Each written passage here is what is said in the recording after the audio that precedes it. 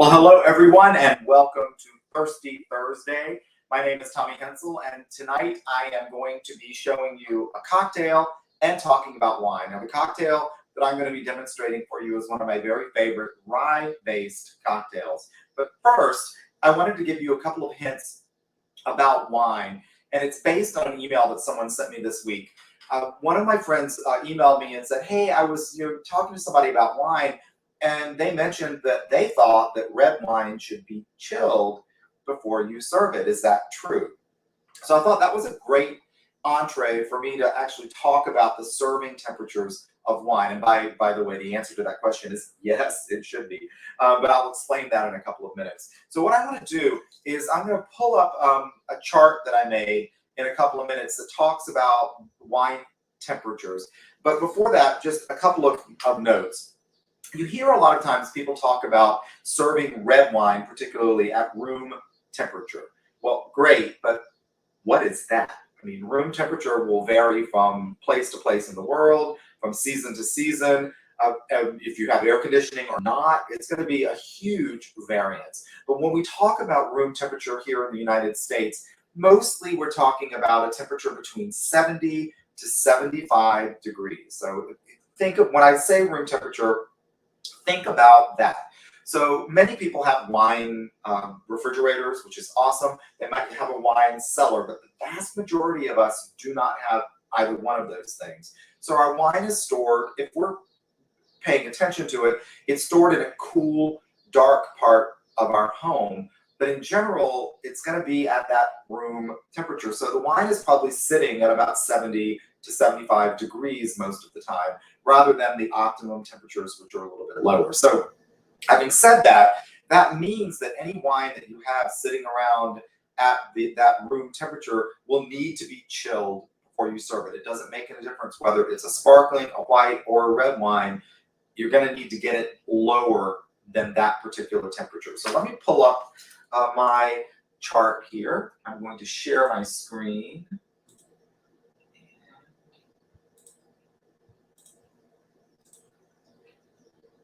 Alrighty. All right, so there we have it. So here's the deal. Let's start with the easy ones, with white wine. All of us probably know that white wine should be served, and rosé should be served chilled. So in general, I'm going to make sure that I've got all this correct on my screen here. Sparkling wines, we'll start with that. Sparkling wines like champagne, prosecco, cava, German sekt, anything like that, should be served at about 45 to 50 degrees.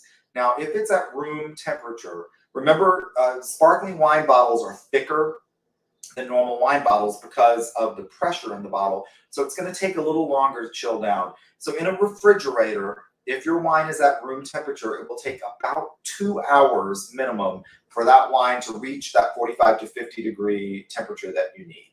So remember that when you're chilling wine. When we move to lighter bodied white wines like the examples I'm giving here are Sauvignon Blanc, Pinot Grigio, Riesling. When we get to those kinds of wines that are light bodied white wines, they also should be served at about 45 to 50 degrees. When you put those in the refrigerator, coming from room temperature, it will only take about an hour and a half because the glass is thinner on those bottles. So it won't take the full 2 or more hours, about an hour and a half, and you'll get to the optimum temperature. Fuller bodied white wines, things like Chardonnay, what are the other examples I'm giving you here? Oh, Viognier, Albarino, the things that have more meat to them in a white wine environment are best served at about 50 to 55 degrees, which means that you're probably going to need about an hour in the refrigerator to get them to that temperature. Now, all of those wines, sparkling, light-bodied whites, and full-bodied whites, are ready to drink as soon as they're at the right temperature. You can open the bottle, pour the glass, and go. Red wines, if you chill them down in the refrigerator, need a little bit of resting time after you take them out so that they can open up. And I sort of think of it as, if you think about the wine as being shocked a little bit by getting cold really fast, it becomes tight. So you want the wine to open out a little bit. So once you've chilled the red wines, you're going to either want to decant them, no matter what wine it is, or just open the bottle and let it breathe for a little while before you serve it. But a light-bodied red wine, something like a Pinot Noir, a Beaujolais, a Chianti, would want to be served at about 55 to 60 degrees, which means you need to put it in the refrigerator for about 45 minutes, maybe up to an hour, but probably I would say check it at about 45, and you should be fine. But take it out, open it, and either decant it or just let the bottle breathe for maybe 15 minutes or a little bit more in order for the wine to open out and then serve it. Here's where most people go wrong. They think that that's kind of it, but full-bodied red wines, things like Merlot, Zinfandel, Malbec, all those really meaty red wines, they also need to be slightly chilled. And you want them to be approximately 60 to 65 degrees, which means you're going to have to put them in the refrigerator for about 20 to 25 minutes max. When it hits about 70 degrees, wine will appear to be more alcoholic on your palate than it is. So the warmer temperatures, 70 degrees and above, will cause the alcohol in the wine to burn a little bit stronger on your palate. And it's not necessarily a great sensation. And you also lose some of those other subtle flavors in the wine. So again, chill those full-bodied red wines for just a little while, 20 minutes, 25 minutes max in the refrigerator. Open them up, either decant them or just open the bottle, let it breathe for 10 or 15 minutes, and then serve them. I think you will find, if you did a taste test and poured yourself a glass of, let's say, Zinfandel that was at room temperature, and then chilled the rest of it and poured the slightly cooler one, you would taste an intense difference between the two. It's like two different wines. And I think that that little bit of chilling really helps bring out all of those layered flavors and reduces the burn of the alcohol. So it's a great idea. So remember, 70 degrees is too hot for wine. You want it to be cooler than that. And I've got this chart so that when, if you want to come back to this video or if you want a copy of this, I'm happy to send it to you. Now, what's interesting is if you're in a hurry and you don't have time to put the wine in the refrigerator for the 2 hours or even the 20 minutes, you can quick chill your wine down in the traditional method of ice and water. You get a bucket and you put equal parts of ice and water, put the wine bottle in there. The red wine bottle will only need about 10 minutes, the white wine about 20 to get to the right temperature, and then it's ready to drink at that point. So that's your quick, easy way, but it's harder and more messy than just sticking it in the refrigerator. But still, you know, if you've got the ability to do the bucket with the ice and the water, that's your easiest option. 10 minutes for red, 20 minutes for white, and you've got great wine ready there for you. So that's my tip on pairing food and wine. I'm going to move that out of the way. I'm saying pairing food and wine. It was my tip on wine temperatures. So hopefully that's helpful. If you have any questions, please get back to me. I'm going to pop up a quick banner here as I get ready for my cocktail demo. There we go. Hopefully you'll subscribe to my YouTube channel. It's easy. It's youtube.com/Tommy Hensel, all one word, my name. All right. So one of my favorite cocktails is the Manhattan cocktail. Traditional Manhattan is made from 2 ounces of rye with 1 ounce of sweet vermouth and several dashes of bitters. It's a simple, simple cocktail. Very classic, very easy. That's your basic recipe. And then there are all sorts of riffs on that combination of ingredients. You can use bourbon instead of rye. You can use dry vermouth instead of sweet, or a combination of dry and sweet, which is called a perfect Manhattan. And then there are so many different kinds of bitters on the market. You can use many different kinds of bitters. There are also other riffs on the Manhattan, things like the Rob Roy that's made with Scotch. And there are rum-based versions. But I'm going to do a traditional rye-based version. But I'm going to do tonight, because I love it and I'm going to be drinking it in a minute, one of my favorite riffs on a Manhattan, which is called a Black Manhattan. The Black Manhattan has 2 ounces of rye, 1 ounce of Amaro, and then some bitters of your choice. So Amaro, interesting if you don't know anything about Amaro. Amaro is a liqueur, generally from Italy. If you type into your favorite search engine the word Amaro, you're going to find a lot of different kinds of Amaro. Everything from things that are called Amaro to something to Fernet, which is a type of Amaro. So there's a lot to choose from, but my personal favorite is Amaro Nonino. Now, this is a relatively new invention. This was invented in the 1990s in Italy, and it's a different take on the Amaro liqueur. Amaro tends to be a bitter liqueur. That's the point. It's an aperitif that you drink before a meal to sort of spark your appetite.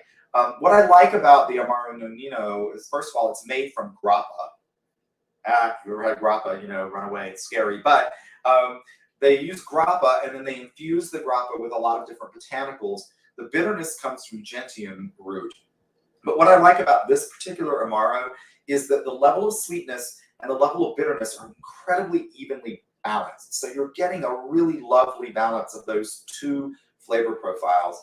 And with rye, that little extra sweetness that you have in here that may not be in other Amaros helps bring up the sweetness of the cocktail just a little. Now, if you know me, I don't like sweet cocktails. So this is a lovely kind of balance. So I'm using rye, Amaro Nonino, and tonight I'm going with black walnut bitters. I love the dense sort of umami, savory flavor that you get from the black walnut. So I think that's one of my very favorites, and especially in a black Manhattan.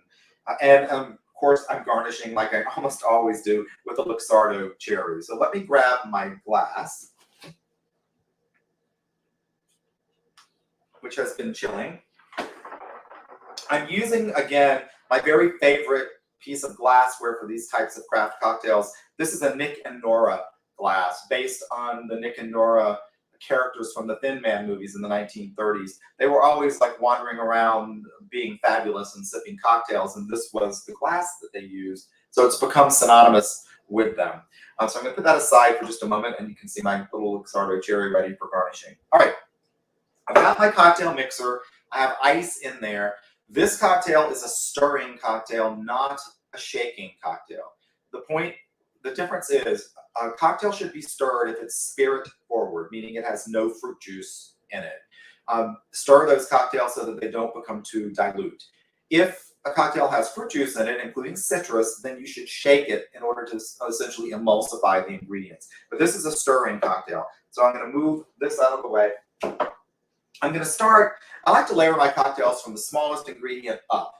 So I'm going to put a few splashes of bitters. This is totally to taste. And I'll do one more. Everybody's shake is different, so you'll have to experiment with your own sort of shaking and how it goes. Then I'm going to use 1 ounce of the Amaro Nonino.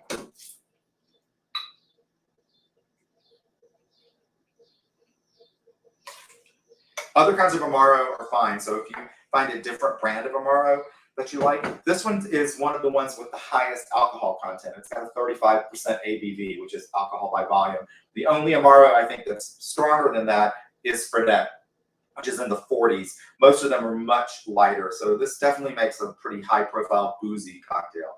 And I'm going to use 2 ounces of rye. I'm using Redemption rye right now. It's one of my very favorite ryes. So I'm going to put 2 ounces of Redemption rye in here.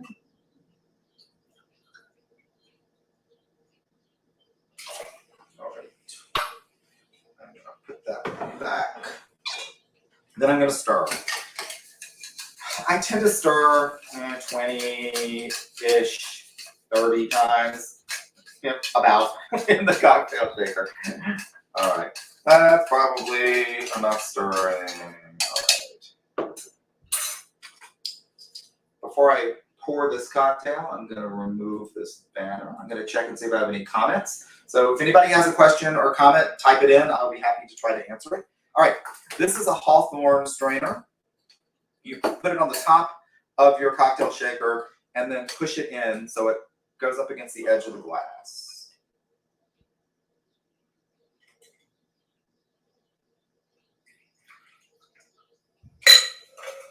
Alrighty, and that, my friends, is a black Manhattan, rye, Amaro, and bitters. And in my case, it's Amaro Nonino and black walnut bitters. Let me give it a taste. Oh, yeah, that's beautiful. And the Luxardo cherry They're my favorites. They're expensive, but they're worth the extra expense for a garnish because they are spectacular flavor and a spectacular garnish. What's also great about it is after you finish with the cherries, you have all this amazing cherry juice left in there, this syrup, cherry syrup that you can use for something. And here's a handy cooking tip. I use it to glaze food. So I use it to glaze pork, particularly like a pork loin.